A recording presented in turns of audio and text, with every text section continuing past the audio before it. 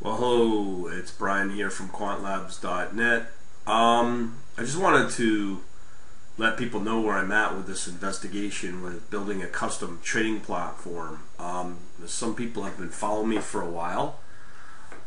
There has been demos months ago regarding code generating C or C++ with a Matlab Simulink model. Now this is where your trading model or trading strategy would reside and would be generated from within the Simulink, which is part of the Matlab ecosystem, as I like to call it. And obviously from there you can generate code. I'm not going to get into that process or understand. I posted lots of stuff in the past on it. But I'm more concerned with things like, okay, I'm able to capture my data. What now? What do? I got to worry about real-time analytics. I have to worry about event processing, raising events when something or some condition happens or gets triggered. And then what do I do from there? Do I generate a signal? Do I generate an order? Blah, blah, blah. So that's part of what Stateflow can do. But there's some other commercial options out there like Streambase, we'll call it PAMA. This also involves some of the more complex event processing type of platforms like Esper is obviously the popular one. Now because I'm developing this platform in .NET with C#, there is implementation for Esper using Nesper. Now if you're using any of these products that I just mentioned, they're going to slow you down. Now if you're coming from the world of R to be able to do this sort of processing and then implement it into some kind of trading platform or some kind of trading primitive something that will do capturing the data, that will do the orders, you're still going to run into some processing power delays. Last week I played around enough with ticks and seeing how fast they come in. You can get 20, 30, 100 ticks in a second. And then that brings you back to, you better have a fast processing system. Now as I said, there's a number of ways to do it. You can do it with even a database like Oracle or SQL Server. They're still not going to cut it. So the only option you have available is basically developing your own. That still gets complex or complicated because you still got to worry about a lot of hairy things like threads, queues for your rolling window of those ticks, ensuring that your algorithms as they get processed are still in synchronization as the ticks come in and nothing is out of sync. This is a lot. Of any platform, from what my London quant friend said, this is the most complicated process in all of the trading platforms, regardless if you're building like I am or any other third-party solution. So I have been investigating Stateflow. As I said, I've demoed some Stateflow, which is part of Simulink. It's a visual charting system. So with the MathWorks, here's some examples of Stateflow. I've tried to look at some examples. The ones I'm about to show, I'm going to show you two. And the other thing that one of the key factors when it comes to this type of processing, it has to be stateless. There can be no locking whatsoever, because once you start locking, that's when you're going to start getting your ticks and your queue or your rolling window, whatever you call it, gets thrown out of sync. So you have to make sure it's stateless. So fortunately, now I'm no expert in this. I'm very new to it. I've demoed this before from various high levels of different ways of understanding it. But there are two examples in here. One's from Mead and Moore, which are stateless Stateflow charts. So I'm going to show those. Now, from my understanding, those are stateless. Okay, again, that's a key. So I'm going to show you. Actually, it's not part of this URL here. It's part of the out-of-stock demos that you get with Matlab if you obviously order it. So here I'm in my Stateflow. I got my Stateflow demos. The ones we're going to look at, there's two of them. This one called SF Moore Traffic Light MDL. Okay, and the MDL is a Simulink model. gone on about that. And the other one I'm going to look at is this Mealy vending machine MDL. Okay, so let's take a look at the first one. I believe it's already loaded up. Let me just make sure here.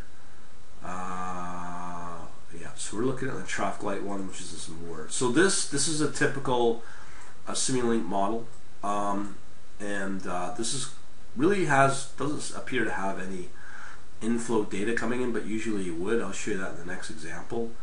But here is a visual model, a representation of the calculations and all that stuff, and you can blow them up, go into subsystems, and do some very cool stuff. Now I'm going to not get into the details of this. My whole goal is just to show you the quality of the code. I'm actually going to make these projects available for downlink for your own evaluation, just to see how efficient the code is, and giving you the opportunity to let me know what you think of the code, because this is one of the things that I'm going to be using as I move forward, because this is going to be the crust of my platform, really. So here we are with the model. As I said, let me just blow that up. Okay, so these are different. This is a subsystem here, another model in Simulink. And each one of these are blocks. So we have a conversion block. Again, I'm not going to get into the details of this, but this yellow one is the state flow chart. So you can have data come in, process something, and then have an output of something. So that's what we have here. And inbound is greater than 98, and there's the output. And that's all the state flow chart does. But again, that's not what we're after here. What we're showing is the capabilities of C or C++ code generation. Okay, so let me show you the other state flow. So this is a typical, more sophisticated state flow chart. So you can have data like different states and do something, and then process visually. No different than in the state flow. I find this is easier to actually work with, and it's more efficient as well. And the beautiful thing is that you can generate C code from it. That's again, I keep saying that's the point of this. So let me just run it and just show you it does something. So right now it's running. You hear a beep. There's the output of the scope. So this is the output of the scope. Some traffic light condition, number of cars, whatever. And then what we know is that we do know that we have output data here. Okay, so we know it's doing something. I'm not going to get into, again, I'm not going to get into the details of that. But here's what we're going to do. This is what should be showing you, because it's the whole point again of the video. You know that. Okay, so here's what we call the Simulink canvas, I guess. And then we have our code. Now this is part of the Simulink coder. So the Simulink coder, again, I've shown this numerous times. I'm going to show you the code generation options. You have different targets. You can actually target, if you want, Windows, Visual Studio, or Linux, or embedded systems. It's so powerful. I just seems to be able to target anything you want, really. Anyways, so we have numerous options, but the key here is the language. We can go C or C++. As I keep saying, I like my C. It's simpler. C++ for object-oriented, just to do very simple algorithm source code projects. You don't need to get more complicated than that. And yes, Visual Studio can import and work with that C project by creating a static library, and I've shown that in other demos on how to get around that, so that you can interface it into a .NET app. Okay, so that's obviously going with unmanaged code versus managed code in .NET. Let's build the file. So let's do that. So we're going to build. Let me just apply, I guess, and off goes the process here. Okay, so obviously it's using the underlying compiler, which is the Visual Studio compiler here, yeah, it has a successful build right here, successful completion. So let's take a look at the code. Now, like I said, I'm going to make this available and this project's called the Moore traffic light model. So if I come under this demos folder, this is what was just generated at 5 o'clock. Yeah, that's the latest change. Let me just take a look. So this is what gets generated. Usually there's going to be a lot of helper type of C functions, not a number, infinity, blah blah blah, you know. So the real two C files that we should be worried about are the data, and this is where in my .NET, where I'm capturing the data, I still need to figure out how to invoke this C function and be able to do it fast enough so that the next tech comes in, that the system is able to play catch up and keep everything in sync. That's the real trick of it. So in this case, we are setting up some data here. Let me see if I could visually represent that in the somewhere in the data. Maybe here. Oh, here we go. Yeah, so we have minimum, maximum, seed. Let me just see if it all matches up. Yeah, it looks like it does. So that's so this little uniform random generator, I believe. It's all in here. Okay, got 0, 100, 178, 36, blah blah blah. Okay, so that's the data feed into the algorithm or into the Simulink model. Basically, it's code-generated Simulink model, which again is this guy here, and this is all Simulink. It's code-generated from this. Let me just show you the actual main function. So it's called SF Moore Light. So we call up our main function. Okay, so here's the function. Now the cool thing I love about this is with Matlab, if you come under the configurations here, you can do a number of things. You can generate code only, package artifacts, and then you also have a full level of comments.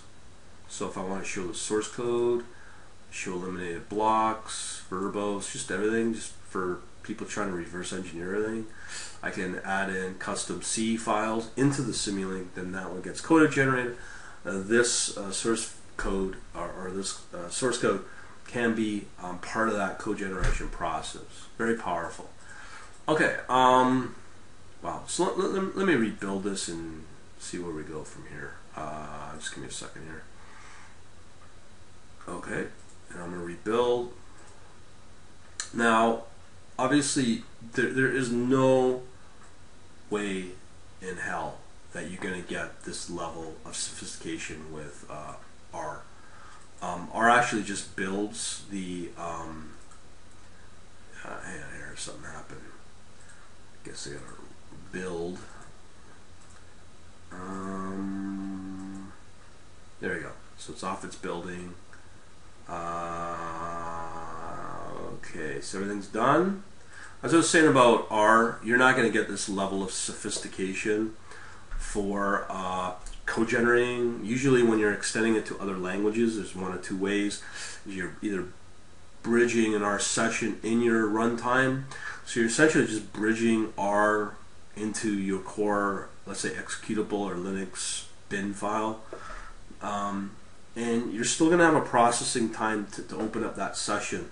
That's where R really falls down. This is the big advantage with Matlab, despite the price. It's not cheap, I know that. So let me just refresh that and reload with a new source file. Okay, so remember, I've included more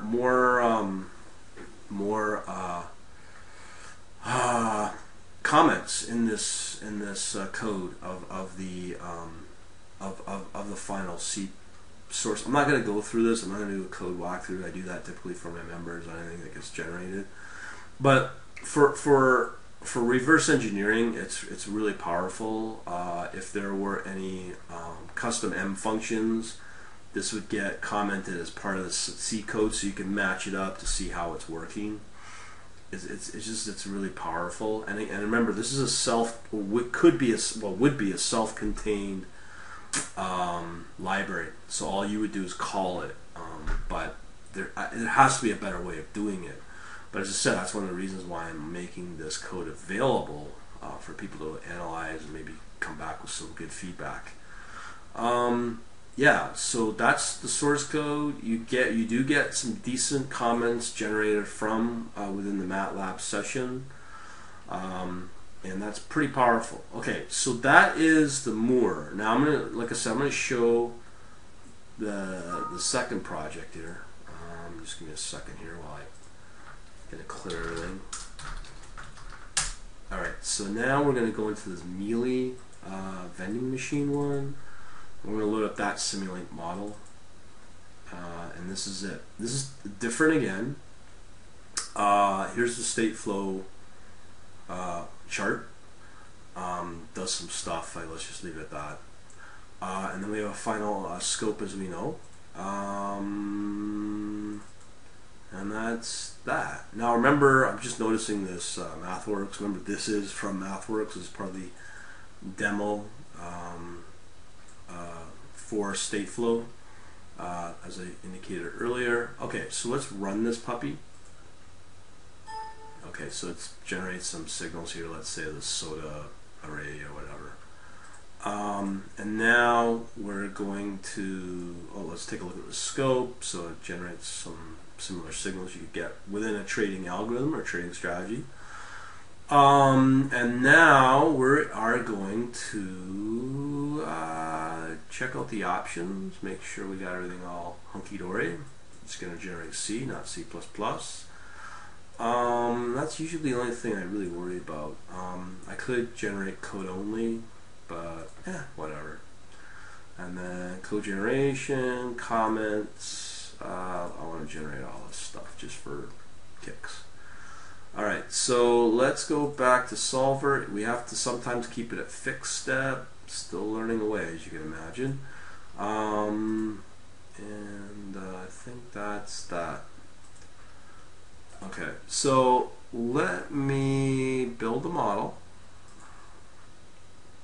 So off she goes. It's going to generate, as you can see here. And that's again using this Visual C++ compiler. Successful. Okay, so this is called SF Mealy Vending Machine. Let me just move one higher. This is it here. Okay, and again, I've shown this stuff before with all the supporting helper functions. All we really care at this point is the data, so let's check that out. And same as what I showed before, I would imagine. And then of course we have the main function C file. And here's the thing, is that again, I'm not going to sit here and go through it, but the comments are fairly decent. As I said, it does make references back to the either stateflow, the Simulink, and everything. All these names are built around the mnemonic, what I said in the Simulink model or the stateflow chart. See here, you have transition, which is part of the stateflow. So I'll show you an example of that. So let's say we only have the one stateflow chart. This is it here. And these numbers right here are the transitions. Okay, so let's say, I believe I'm correct on that. I know one of these, interesting, but I know that there's a way to calculate, reverse engineer the transition, but it does note it. And during got dime, let's see, here, during got dime. So this would be the typical one that would get executed here, is the got dime. So I imagine this got dime here is referring to this little guy here. Alright, and then we have transition 7 and what was it, transition 9, I believe? Yeah, here. So let's say if RDB is equal to 1, RTB conversion, not sure if it's coming through here, if it's this one or this one. But if you spend enough time, you can easily figure it out, because you can actually run this through Visual Studio Debugger. But again, I just want to show you that you can generate code from a visual representation of your trading model. And again, the whole point of this is to make this source code and these project files available for people to view and let me know what you think. Okay, so do that. I'll put the links in, and I'll put this on the forum, the blog, and just get it out there. And of course YouTube. Talk to you later.